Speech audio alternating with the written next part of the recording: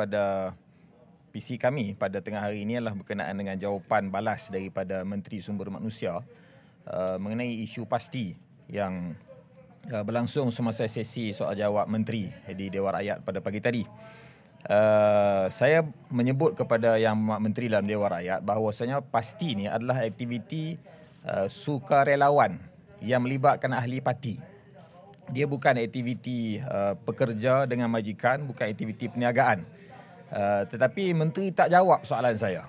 Jadi saya tanya apa tujuan dibuat siasatan kepada semua premis pasti. Keluar surat daripada memo ataupun keliling daripada Kementerian Sumber Manusia mengarahkan Jabatan Tenaga Kerja JTK melakukan pemeriksaan di semua premis-premis pasti.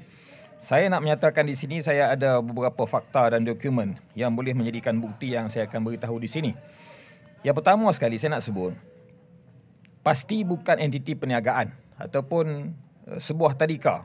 Pasti merupakan program dan aktiviti PAS, Parti Islam Malaysia PAS, untuk anak-anak ahli dan penyokong PAS seperti di bawah pertukan Fasal 62 Perlembagaan PAS Pindaan 2020. Datuk Seri Syed Usaha Agung PAS pun ada sebelah saya ni, boleh mengesahkan.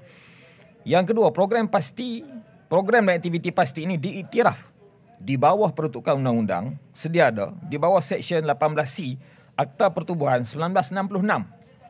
Akta Pertubuhan 1966 18C menyebutkan keputusan parti politik adalah muktamad dan konklusif.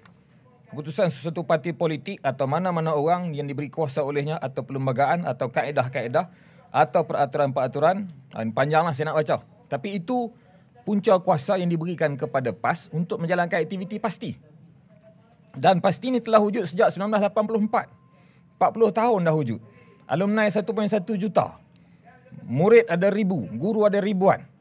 Dan saya yakin sebahagian besar anak-anak orang rakyat Malaysia ni hantar anak dia ke pasti. Yang ketiga, pasti tidak diiktiraf oleh Kementerian Pendidikan Malaysia sebagai tadika atau sebuah institusi pendidikan swasta di bawah Akta Pendidikan 1996. Ibu bapa pelajar pasti tidak dapat rebate atau pelepasan cukai individu per mas tautin dari LHDN di bawah kategori bayaran yuran penghantaran anak berumur 6 tahun ke bawah kerana pasti bukan sebuah tadika. Ini perlu jelas peruntukan undang-undang yang telah sedia ada. Seterusnya, pasti bukan bermotifkan keuntungan. Non-profit punya operasi. Bayaran dikenakan adalah paling minima untuk tampung kos makan minum, aktiviti, kebajikan pelajar dan kos-kos operasi lain termasuk sewaan dan penyelenggaraan premis. Semua ini datang daripada yuran yang minima dan juga derma orang ramai yang dikutip setiap masa. Pelajar pasti dibenarkan hadir ke pasti dan tidak akan dibuang daripada pasti kalau dia tidak hadir ataupun kalau dia tak buat bayaran. Itu menunjukkan memang aktiviti ini aktiviti sukarelawan. Dan itu adalah aktiviti pendidikan PAS dalam bentuk kebajikan. Pasti menetapkan tempoh bagi menjalankan aktivitinya, memudahkan ibu bapa menghantar anak-anak mereka. Maka guru-guru yang hadir juga mengikut tempoh yang telah pun ditetapkan itu untuk memastikan kelancaran, keselamatan dan aktiviti berjalan dengan lancar. Pasti bukan majikan dan guru pasti bukan pekerja seperti yang ditafsirkan oleh Seksyen 2 Akta Kerja 1955 atau Ordinan Buruh Sarawak Bab 76. Sebaliknya, guru-guru pasti adalah sukarelawan PAS yang dipilih dan dilantik dari kalangan ahli PAS dan mereka memberikan khidmat secara sukarela kepada PAS. Saya pun heran kenapa akhir-akhir ini setelah 40 tahun di bawah Menteri Sumber Manusia yang baru ini dibuat tekanan begini kepada pasti. Saya tidaklah mahu menuduh ada agenda lain.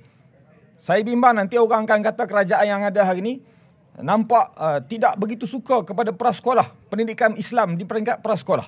Saya tak mahu orang tuduh kerajaan begitu. Adakah nak kena tukar nama pasti ini kepada sekolah rendah jenis kebahasaan agama baru diterima? Yang seterusnya, guru-guru pasti adalah AJK pasti di tempat berkenaan.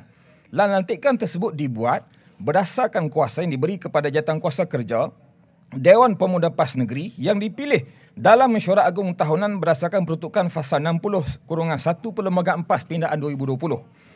Walaupun guru-guru pasti memberikan khidmat secara sukarela dalam menjalankan aktiviti pendidikan untuk anak-anak ahli dan penyokong PAS, namun mereka diberikan sagu hati dalam bentuk keuangan bagi menampung kos perjalanan dan makan. bayaran diberikan ditanggung secara bersama oleh ahli PAS cawangan atau PAS kawasan berkenaan berdasarkan kemampuan PAS cawangan dan kawasan. Guru-guru pasti dibenarkan untuk tidak hadir bertugas. Tak ada masalah kalau dia tak boleh hadir, dan dia maklum kepada pihak PAS cawangan untuk pihak pengurusan cari ahli-ahli PAS yang lain yang berkelapangan untuk ganti tugas guru tersebut supaya aktiviti berjalan dengan lancar. Dan akhir sekali, satu memorandum bertarikh 7 Mac 2022 antara pihak Perkeso dengan pihak pasti telah meluluskan guru pasti untuk mencarum di bawah skim keselamatan sosial pekerjaan sendiri. Ini memorandumnya. Telah pun dibuat di Meterai 7 Mac 2022. Maknanya guru pasti ini adalah sukarelawan yang boleh mencarum di bawah skim keselamatan sosial pekerjaan sendiri. Perkeso di bawah Kementerian Sumber Manusia. Takkan Mak Menteri tak tahu mana ni? Takkan tak buat study, tak ada guru WhatsApp ke macam mana? Jadi apa yang saya ceritakan ini kepada semua menunjukkan bahawasanya pada pandangan saya sepatutnya tidak ada tekanan diberikan kepada pasti seperti mana yang berlaku dan yang disebut oleh Menteri di Parlimen pada pagi tadi.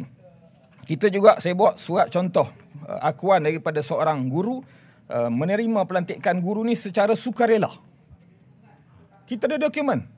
Tapi tak apa, walaupun itu dibuat tekanan, kamu boleh siasat ke semua premis pasti, bila-bila masa 24 jam 7 hari seminggu, tapi kita bagi amaran, jangan cuba untuk menyekat usaha-usaha PAS untuk memberikan khidmat sukarela pendidikan kepada ahli-ahli PAS. 40 tahun kita buat kerja ini. Dan ramai ahli alumni pasti, termasuk ahli Dewan Rakyat juga ada ahli alumni pasti.